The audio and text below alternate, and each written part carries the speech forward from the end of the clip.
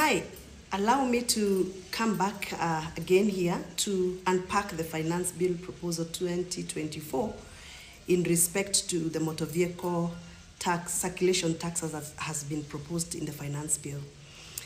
It is my opinion that this is a tax that is going to kind of help the government to collect money that was apparently supposed to be collected by the tax or through the tax that was added on fuel, which you mwananchi complained very hard.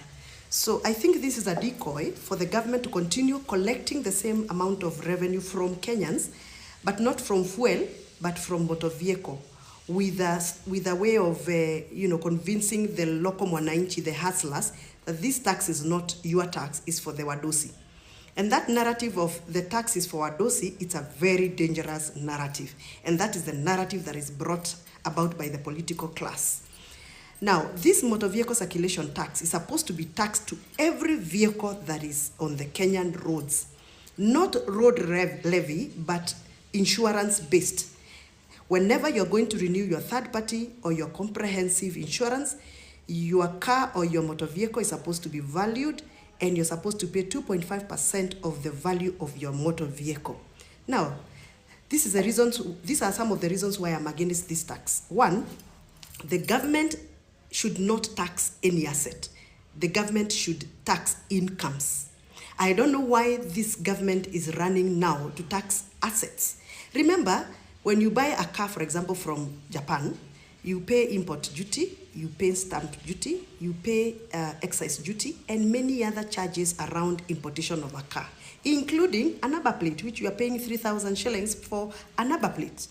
After you have paid all that, the government also want you to continue paying tax on that asset, which is already your asset. Now, let's take, for example, importing a Pro Box. It will cost you about maybe 1.5 million shillings to bring a Pro Box in this country. Upon entry of that Pro Box, you will pay 750,000 shillings to the government through those taxes and levies I've explained to you. Then when you own that car, and the car is now under your name, the government wants you to collect money for them and pay them every year 2.5% of the value of that car. So hii serikali na kusukuma mpaka hiyo gari wakati itakuwa mkebe, yani itakuwa depreciated to zero value, you will continue paying for that car. Yani hii ni serikali ambayo inakuja sasa kuchukua ile mali ambayo wewe uko nayo. Remember, the spirit of taxation directs that the government only taxes you for the incomes you are making. Now, having a car, are you making any income? I wish we would be given an opportunity to prove that I have this car, but it is helping me to bring income. Therefore, I can pay tax. But if I have a car that just takes maybe children to school, or a car that just takes my mother to a hospital, or a car that just transports children's home to school, on a voluntary basis, on a public service basis, why should you pay taxes on a car that is not giving you any income? This is against the justification of the spirit of taxation in this country. Now, what is the impact of this motor vehicle circulation tax to business community? One, hii tax musiambiwe ni ya wadosi. Wewe kama unatumia matatu, hii tax itakufinya wewe kwa sababu mwenye matatu akilipa hiyo tax itabidi ya kuongezee nauri. Wewe ambao unategemea malori ikuletee makaa, ikuletee waru, ikuletee cabbages for your business, hiyo gari ikiongezwa tax, hata yeye mwenye hiyo gari atakuongeza ile bei anakulipisha. So at the end of the day, hii tax sio ya wale wadosi, hii tax ni ya kila mtu. Kampuni za insurances zitasafa kwa sababu watu wengi sasa watakimbia, hawatataka kuchukua insurance cover, na hivyo ni kusema itakuwa sasa tumefungua mabarabara zetu, askari wa polisi wa traffic watakuwa sasa wanakula hongo kwa sababu ukipatikana na gari ambayo haina insurance service, si utasukumwa na askari. So this is a way of opening up to more bribery and more corruption on our roads. 3, most insurance companies will close down or they will retrench because business ya insurance itaenda chini. By the way, right now insurance uptake in this country is less than 3%. So tukiongeza hizi pingamizi tunaongeza kwa mataxi, it means then even the uptake will be lower. Na ya mwisho, mimi sielewi kwa nini serikali ya Kenya inataka sasa kuja kutax assets.